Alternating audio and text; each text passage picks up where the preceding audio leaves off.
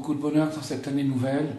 Et maintenant que nous avons passé la grande fête de Rosh Hashanah, de Yom Kippour, nous sommes dans la période entre Yom Kippour, la fête du Grand Pardon, et Sukkot, la fête des cabanes. On va essayer de commencer notre année avec cet enseignement, du moins un des enseignements qu'on peut tirer de cette séquence, cette succession de festivités intenses. C'est le mois le plus intense de l'année, on peut dire. Et on sait que dans ce mois-là, on répare chaque année, petit à petit, un petit peu de ce qu'il faut réparer dans les univers qui ont été endommagés à cause de la faute du premier homme et de la première femme, et de la faute de toutes les générations et de nos propres fautes personnellement. Donc Dieu nous donne une chance à chaque année, le mois de Tishri, de réparer tout ça, chacun suivant sa situation, suivant sa responsabilité, suivant son aspiration. Donc,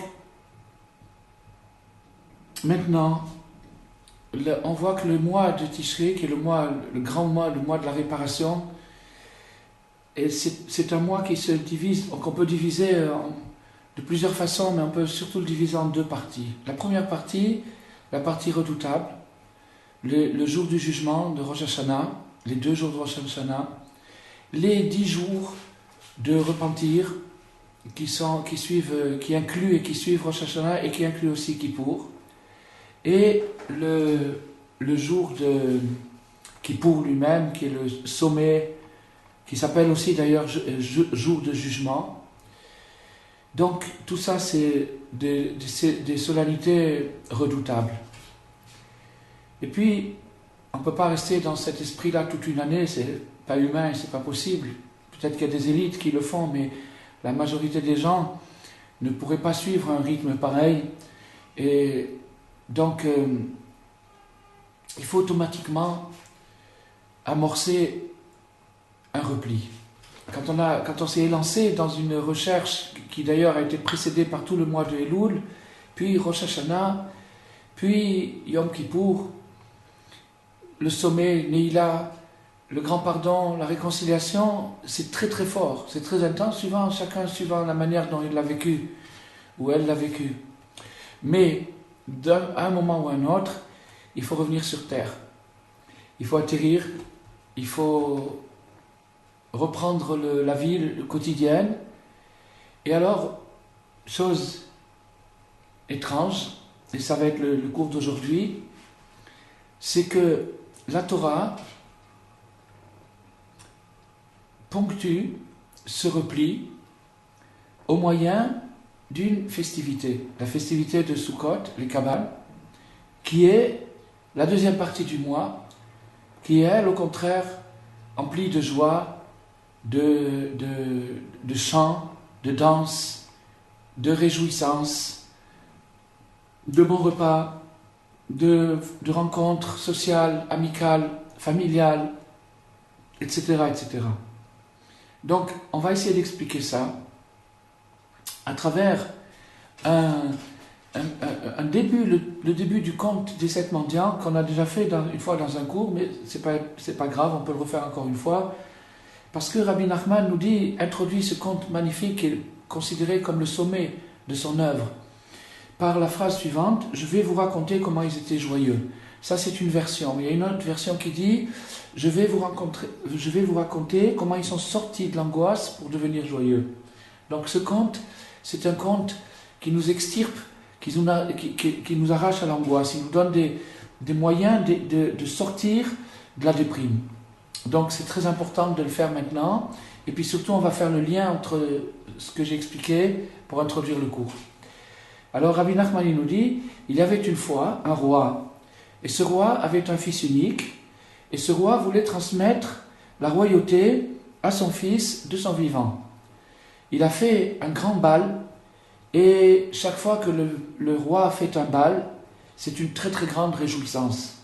Surtout maintenant qu'il veut donner la royauté à son fils, c'est sûr que la joie est immense. Il y avait là-bas tous les ministres, tous les ducs, tous les princes, et ils étaient joyeux dans ce festin. Et le pays, lui aussi, profita du fait que le roi transmet la royauté à son fils de son vivant, parce que c'est un grand honneur pour le roi de faire une chose comme ça. Et donc il y avait une grande réjouissance.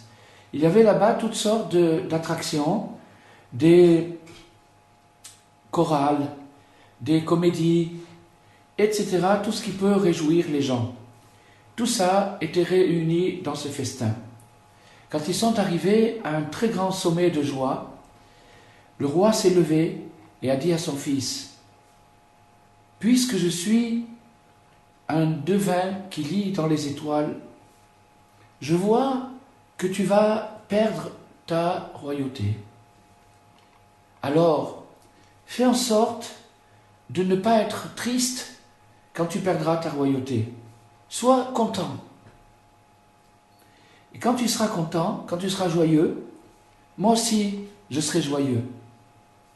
Et si tu n'es pas content, moi je serai quand même joyeux du fait que tu n'es pas roi, car si tu n'es pas capable de garder ton moral malgré ta perte de royauté, alors tu ne mérites pas d'être roi.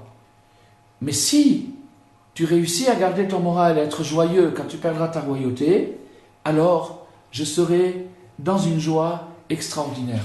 Voilà. Donc ça c'est un tout petit peu le début du conte de Rabbi Nachman des 7 mendiants, dont on vient de faire un rappel pour pouvoir comprendre l'idée, la jonction entre les fêtes redoutables et les réjouissances de Sukkot. Encore un petit rappel, c'est que les 3 fêtes de Pessah, Shavuot, Sukkot s'appellent les 3 pieds, pour plusieurs raisons. Une des raisons, c'est parce qu'on montait à pied au temple de Jérusalem, à l'époque où il était construit. Et il y a encore d'autres raisons, mais il y a une raison très simple, c'est comme une table à 3 pieds, qui ne tient que quand elle a 3 pieds.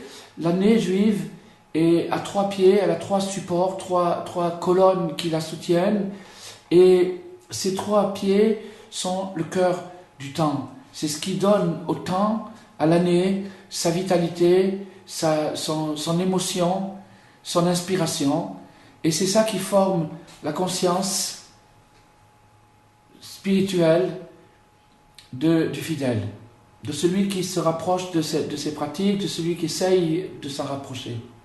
Bon, donc maintenant, la fête de Sukkot, chaque fête a un nom. La fête de Pessah, le passage que Dieu a sauvé le peuple juif d'esclavage d'Égypte, la fête de Shavuot où Dieu a donné la Torah, et la fête de Sukkot qui commémore le long cheminement dans le désert pendant lequel Dieu nous a enveloppés des nuées pour nous protéger contre le soleil. Donc ça représente la providence, la bienveillance de la providence par rapport à celui qui chemine dans son désert avec le soleil. Dieu le protège, lui donne de l'eau, lui donne de l'espoir. Bon, mais chacune des fêtes a un second titre, un sous-titre. Le sous-titre de Pessah, c'est le temps de notre libération.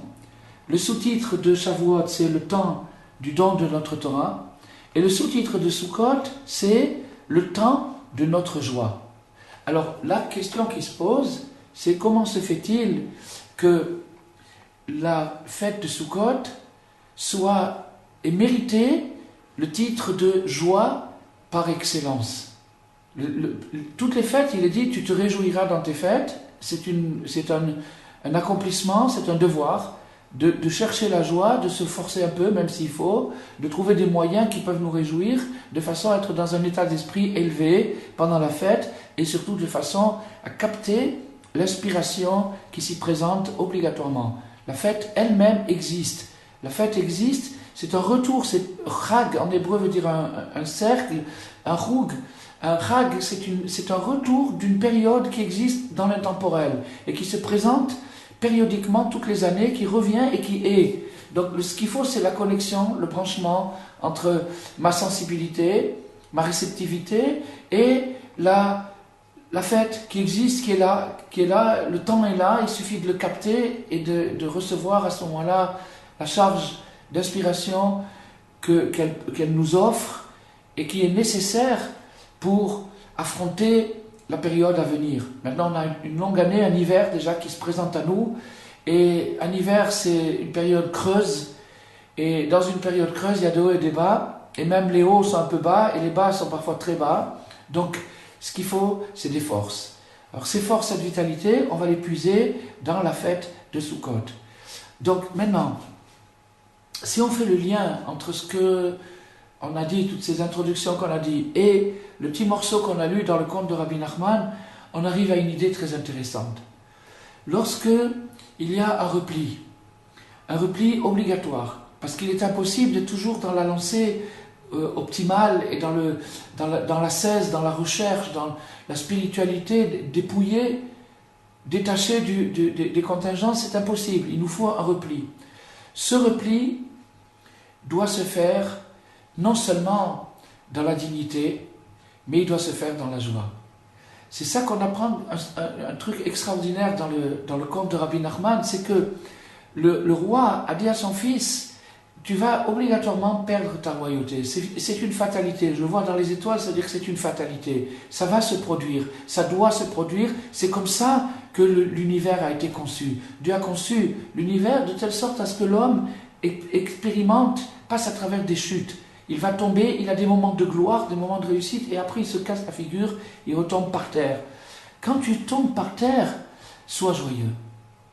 Sois joyeux. Alors maintenant, vous allez demander une question, mais comment on peut être content d'être tombé? Est-ce que ça existe une chose pareille, d'être content d'être tombé? Eh bien oui, ça existe, et c'est ça, l'innovation fabuleuse qu'on a dans le cycle du calendrier, et qu'on retrouve dans le conte des 7 mendiants. C'est-à-dire, je dois me réjouir de mon échec, non pas par complaisance, non pas parce que je suis content de la nullité, au contraire, parce que je sais que c'est dans l'échec que je vais pouvoir me prouver. Je vais être éprouvé dans l'échec et je pourrai me prouver seulement dans l'échec. Seulement pour pouvoir me prouver dans l'échec, il faut que j'apprécie la valeur de l'échec. Il faut que je comprenne que c'est une nécessité, que sans échec, il n'y a pas de preuve. J'ai rien prouvé. Si je suis toujours dans le paradis, si je suis toujours dans le Kippour, si je suis toujours en habit blanc, j'ai rien prouvé du tout. Je suis comme un ange. On a déjà expliqué que les hommes doivent dépasser les anges. Donc, maintenant, on ne peut pas dépasser un ange tant qu'on n'est pas tombé très bas et qu'on ne s'est pas remonté. Le seul moyen de se remonter quand on tombe, c'est d'être content. D'apprécier, de savoir cette chute-là est nécessaire, elle fait partie du parcours, elle est utile, elle me ramène dans des situations où je dois me renforcer par mon vouloir profond. Je dois sortir de mon cœur des choses profondes, des choses vraies, pas du social, pas de la pression extérieure, pas des considérations banales. Non, quelque chose qui vient vraiment, vraiment du fond du cœur. Et ça n'est possible que dans les moments les plus noirs, les moments les plus bas dans l'échec, aussi bien matériel que spirituel. C'est là où l'homme trouve sa grandeur et c'est là où il la prouve. Il la prouve à lui-même d'abord, et il approuve au reste du monde. Il peut ensuite donner du courage aux autres, il peut ensuite inspirer autour de lui des gens à faire la même chose. Alors c'est ça le sens de Sukkot. Le sens de Sukkot, c'est qu'on sort. La fête de Sukkot est considérée comme une sortie. De quoi on sort? On sort de l'espèce de bulle spirituelle et radiante dans laquelle on était pendant la première partie du mois, pour revenir à des contingences banales, trivial, matériel, terre à terre, le manger, la boisson, etc., etc. Et ces choses-là, cette exclusion par rapport au spirituel intense, cette exclusion, il faut la vivre dans la joie. Et la joie, c'est quelque chose qui se commande. Contrairement à ce que les gens disent, oh ben, si je n'ai pas le moral, ben, tant pis. Non, c'est pas vrai. On peut se forcer et on doit se forcer. Il y a des moyens, même des bêtises. Rabbi Nachman a dit de mille et de shtuta, c'est-à-dire des stupidités, des sottises, des choses qui nous font rigoler, des blagues, des choses sans dépasser la décence naturellement, mais des blagues, des puérilités, des choses qui nous font rire pour garder le moral. Parce que le moral, c'est le principal, surtout dans le repli. Le moral dans le repli, c'est le secret de la victoire. Quelqu'un qui apprend cette leçon qui nous est donnée et répétée chaque année, cette personne-là est blindée, parée, armée pour un long hiver qu'elle va pouvoir passer dans la force, dans la dignité et réussir à trouver dans l'hiver, dans l'adversité, dans l'extinction, à retrouver les étincelles d'espoir, de vitalité, des choses qui lui sont nécessaires pour construire, reconstruire, réparer ce qu'il doit réparer. Donc, tu te réjouiras dans tes fêtes, tu ne seras que joyeux, ainsi nous dit le Passouk, le verset. On chante, on boit, on danse, on décore la soukha, on fait tout ce qu'on peut pour que ça soit bien, pour que ça soit réussi, surtout pour la famille, pour les invités. Il est important d'avoir des invités pendant la fête des Kabbales parce que ces invités, ce sont les 7 patriarches, les 7 mendiants de Rabbi Nachman, qui s'incarnent littéralement dans l'invité qu'on reçoit pour le réjouir. Et quand on essaye de réjouir quelqu'un d'autre, c'est certainement le meilleur moyen de se réjouir soi-même. Donc, c'est pas par hasard, puisque le hasard n'existe pas, c'est pas par hasard que la Iloula, la fête de Rabbi Nachman, le jour où il est monté au ciel, se présente justement en plein Sukkot, en plein Chol HaMoed, pendant cette fête-là, parce que c'est ça le message principal de Rabbi Nachman. Il nous laisse, pour ainsi dire, son héritage, et il le répète chaque année. On sait que le tzaddik, pendant toute une année, pendant toute la boucle d'une année, il s'est élevé, il continue à s'élever dans le ciel, parce qu'il n'est pas statique, il n'est pas dans un bonheur, dans une béatitude statique. Au contraire, il progresse encore là-bas. Comment peut-il progresser? Puisqu'il n'a pas le libre arbitre, il peut progresser grâce à nous. Grâce à nous, c'est-à-dire que maintenant, par exemple, la leçon qu'on vient d'avoir aujourd'hui, si elle a inspiré quelques personnes et qu'elle leur a donné un peu de force, et que grâce à cette force, ils vont réussir à surmonter une difficulté, Rabbi Nachman aura gagné 1 degré. Grâce à cette personne qui se trouve dans une banlieue, quelque part perdue, angoissée, et puis d'un seul coup, elle aura repris un peu d'espoir, elle va dire, bon, je vais essayer encore de faire un petit effort. Ce petit effort est tellement précieux aux yeux de Dieu, tellement magnifique, tellement grandiose si on pouvait le mesurer, qu'il fait propulser le tzaddik, Rabbi Nachman qui a inspiré cet effort, et alors le tzaddik monte d'1 degré, et depuis ce degré, il peut encore plus nous aider, encore plus nous inspirer, et c'est pour ça que nous faisons la Iloula. On fête une fête extraordinaire dans la joie, le départ du tzaddik, parce que le départ du tzaddik, c'est vraiment un point de départ, c'est pas un point d'arrivée. Il commence à peine à pouvoir être efficace, à donner toute sa mesure dans le ciel et sur la terre, en nous inspirant, en nous donnant des forces et en nous donnant beaucoup d'optimisme et de joie. Donc je vous souhaite une bonne fête, soyez heureux, profitez de cette occasion extraordinaire de vous connecter avec la joie intemporelle, éternelle, et que bientôt nous soyons tous à Jérusalem pour fêter la fête ensemble. Chag Sameach.